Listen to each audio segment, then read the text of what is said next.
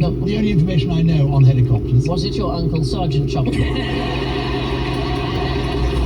Brandreth. Chopper Brandreth, as he was known. Chopper Chopper. The Korean War. The helicopters in the Korean War made this noise. Oh, so 50s, yes. 1951. So that's where it dates from. Whereas popping a cherry goes back to 1605. I think it's been going on for longer than that. Now, for a more well-rounded question, can you draw a perfect circle? So let's have a go. Should I have a board here, please? Oh. I'd like one of you to hold the board and one of you to draw the circle. You may choose. Would you like to draw? Certainly, madam. So if you like a perfect circle. I think the trick is going to be the same as when you tell someone you're pregnant and just do it really fast.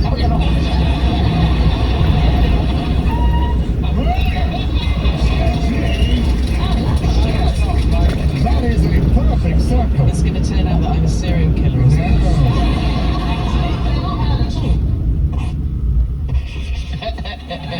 One of Giles's ancestors.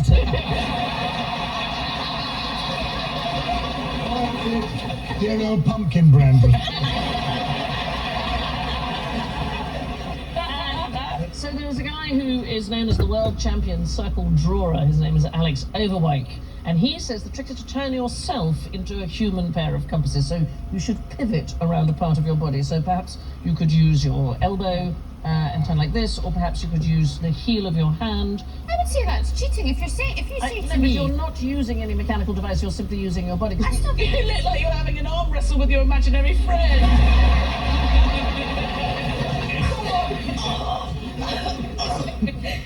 So this guy, he is allegedly the world champion circle drawer. He's a maths teacher and he was teaching a class and they did a video of him drawing a circle and it sort of went viral. Did he draw his own head? Isambard Kingdom Bridell was rather famous for his ability to draw perfect circles. Although I have to say some of the ones in his notebooks are singularly bad. Why might they be so wobbly, do you think? He's on a piece of machinery when Yeah. he's doing them. Yeah. He was on his locomotive. He was on a train, absolutely. They were drawn on moving trains. He was testing the smoothness of rival railway lines. So he would draw a near perfect. Attention to detail. I know, I love it. He does have some genuinely good circles in his notebooks. I have to say, though, if you look very, very closely, you can see a little dot in the middle, Yeah, which suggests compass. a compass. Ooh. Now, for a question about roulette. Okay, I will give you 10 points to gamble on the next roll of this wheel. I can tell you that these are all black. These are the last ones that have come up, the last 5. What would you bet on now? Would you bet on black or red? I think it doesn't matter.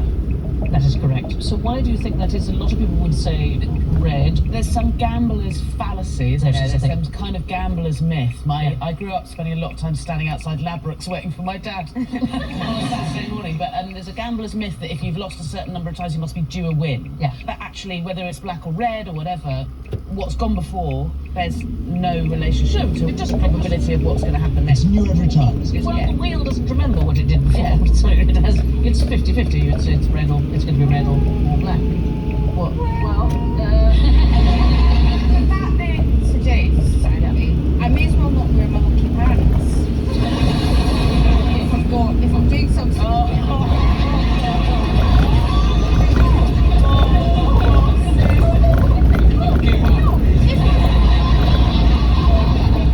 Today, because I enjoy QI and I want to do well to impress you.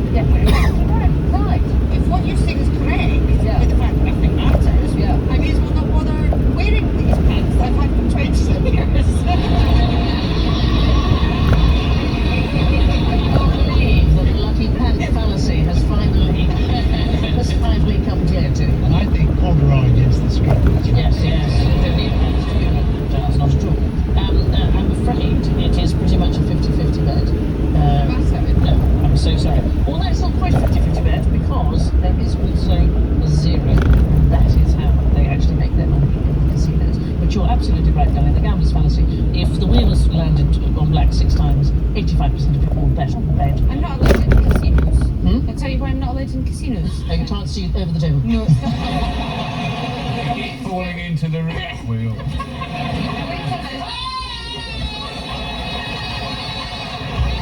Fancy London going round. I went on a spiritual journey to Tupelo, Mississippi to see where Elvis was born because I briefly believed that when Elvis died his soul entered my body, but that's a different part of my life. Anyway, so What's the point of sex after that? It's like a day release scheme. it was my first time in a casino, like a proper casino. I had a credit card for the first time, and I ran up £10,000 No. in 6 hours. No. I mean, I was very young and I was very stupid and I was quite drunk. And after that, I decided I liked it so much I would never go back into one again because I loved every single second. They gave me lobster, they gave me beer. I thought it was amazing. And I just can't go back into one because I loved it. You lost £10,000? Yeah. One night? Yeah. I had the complete reverse experience, but again, through ignorance. I was in Monte Carlo, so I went in and I put £10 on number 3 and it came up. So that's 35 times the win, right? So I didn't know you're supposed to take the money off the table, so I just left the money there. And they spun the wheel, and it came up again. And the croupier said, "Madam, you have no idea what you're doing. Take your money and go home." So I did. That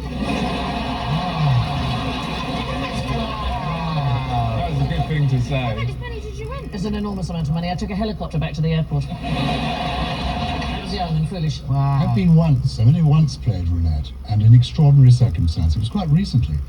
My wife and I went for a wedding anniversary to Barbados. We were on the beach, the sun was setting, wonderful golden sand, and this little old wizened lady came teetering along the beach towards us, and it wasn't until she got to about here that we realised it was actually Mick Jagger.